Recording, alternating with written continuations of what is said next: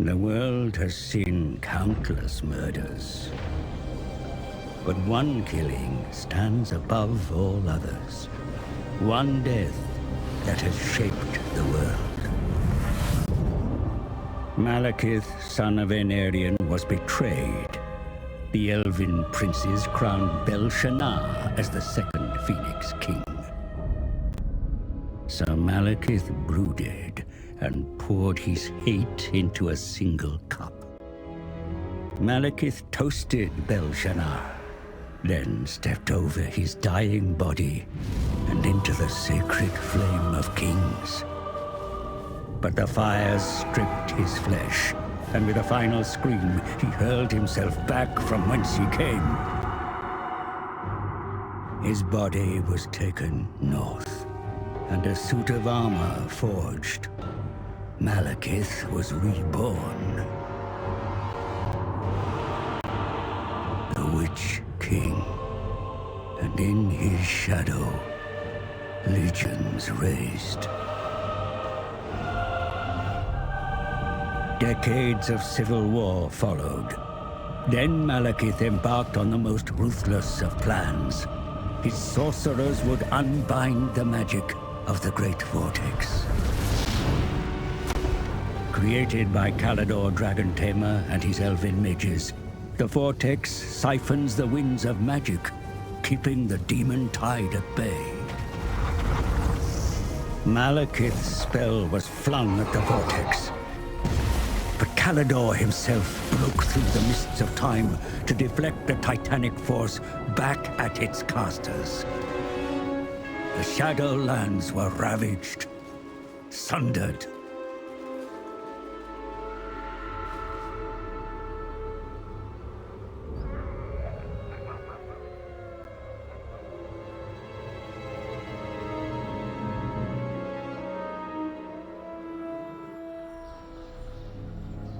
You live.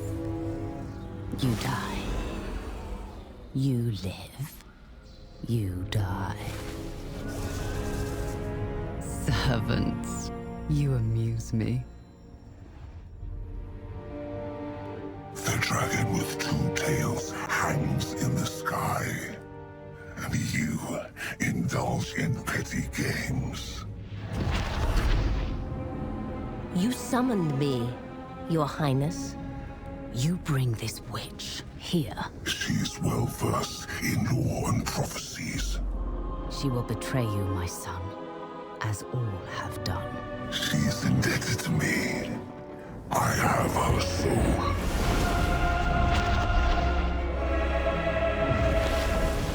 Step forward, Felicion the Heartkeeper. The comet disrupts the vortex. Whilst it is weak, a prophecy can be fulfilled. Of a king who consumes the heart of Ulthuan. My son will take its power and our vengeance. Find the Oracle. She knows what to do. I am willing to serve, to earn my soul's release.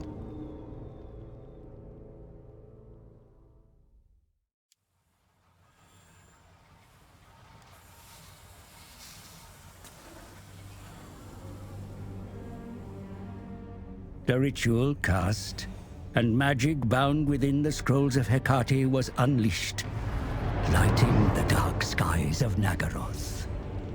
The sorceress Felicion was joined by a murderer, one that hunted in the shadows.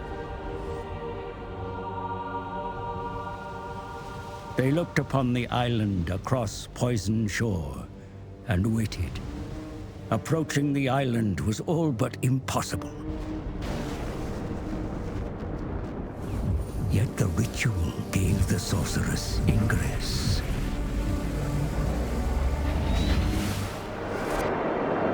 Felicion bargained with the Oracle. In exchange for her freedom, the Medusa bade the sorceress to look in the mirror. At the heart of hated Ulthuan, the vortex was vulnerable. If the Witch King wished to step into the maelstrom and bathe in its power, then his body would need to be ready. A drink from a cursed goblet was required, filled with the life force of 5 victims. The rituals would reveal the prey that the sorceress and her assassin must hunt. An irony that the Oracle was blind to her own fate.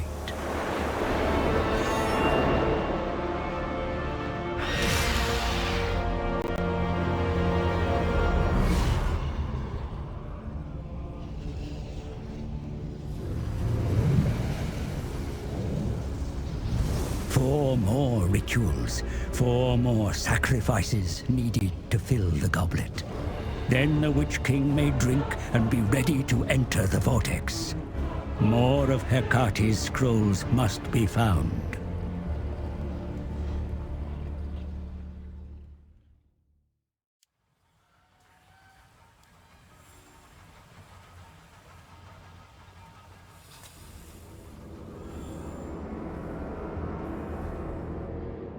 The scrolls revealed the second sacrifice, a hated foe, a prince of Ulthuan who had confounded the sorceress once before.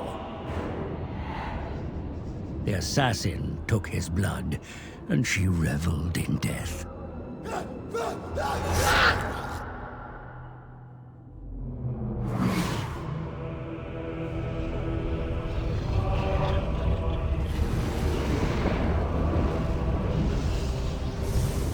The chalice begins to fill. But more of Hecate's scrolls are needed to find the next sacrifice.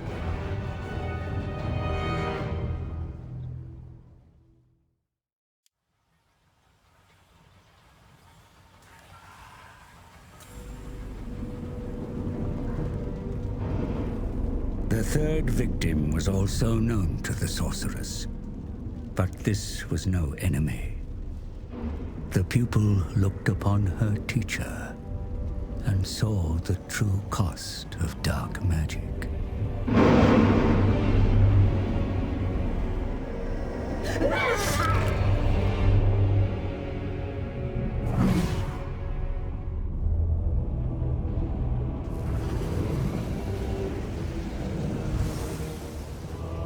Success breeds expectation, and the Witch King demands. Especially when there are others who incite their own rituals of possession over the vortex.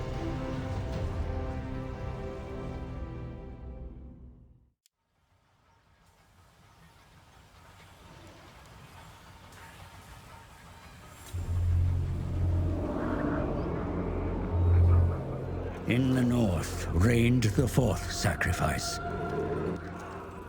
One close to the cold heart of the sorceress. A warrior, an enslaver, a warlord, a lover. Not that her beauty was spared the assassin's blade.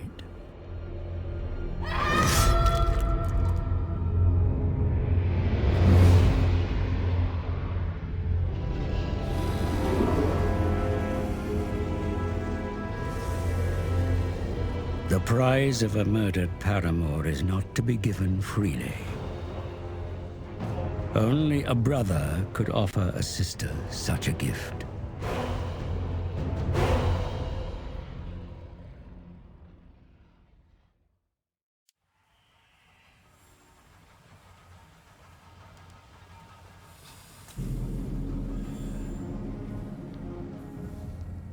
The fifth and final sacrifice was closest to the sorceress, both in bond and vicinity. She named him brother. She named him Shadowblade.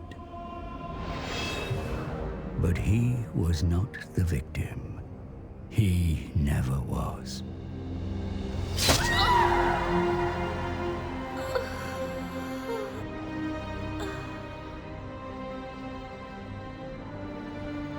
The betrayal amused one who had watched from afar.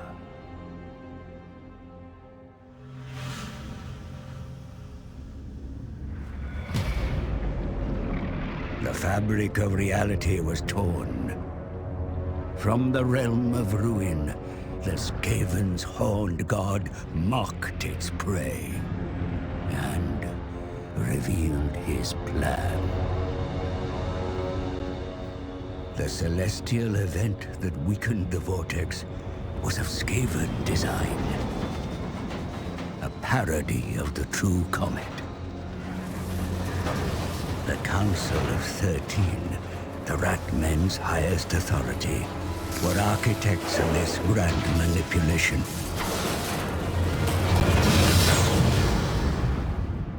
Its task complete and fuel expended, the rocket fell back to the surface.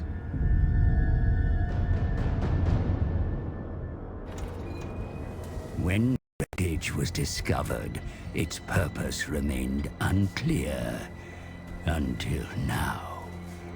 It was the catalyst to weaken the Vortex and goad the other races into action. They knew the Witch King would seek to dominate the Vortex, but they were ready.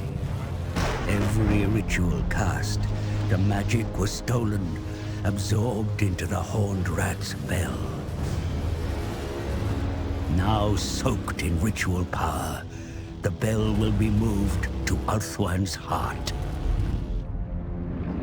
If it tolls 13 times, the Horned God shall emerge from the Vortex, the world doomed.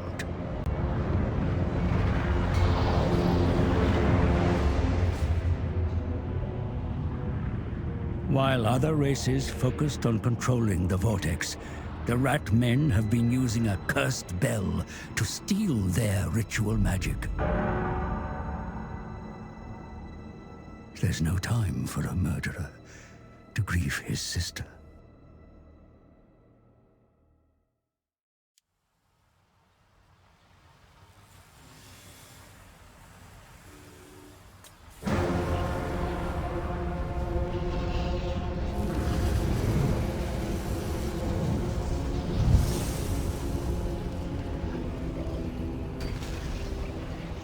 With Felician's blood, the chalice is full, and Malekith may drink. The liquid inside, no poison this time, but an elixir that will make his body ready to absorb the Vortex. But first, a god must be halted. The accursed Skaven. They claim the Vortex, their devious schemes twisting it into a portal.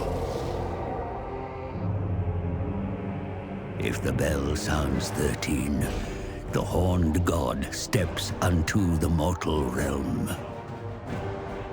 Forces gather on the Isle of the Dead, where the greatest battle of our age will be fought.